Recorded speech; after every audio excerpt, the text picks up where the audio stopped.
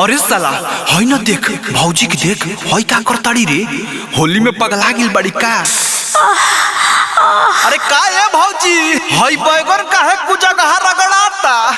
अरे का बताइए देवर जी देखो ना ताहर भैया होली में घरे नहीं खन आ हमर मन बड़ी लसिया जाता। अरे तो सोचत का बाड़ू हमनी कौना दिन काम आइब।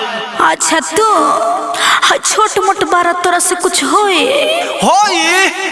अरे एक बार आजमा के तो देखो। अच्छा नान्हे नान्हे पिचकारी लेके घुमा तारा कहो तारा आजमा के देखो। ए भौजी सुनो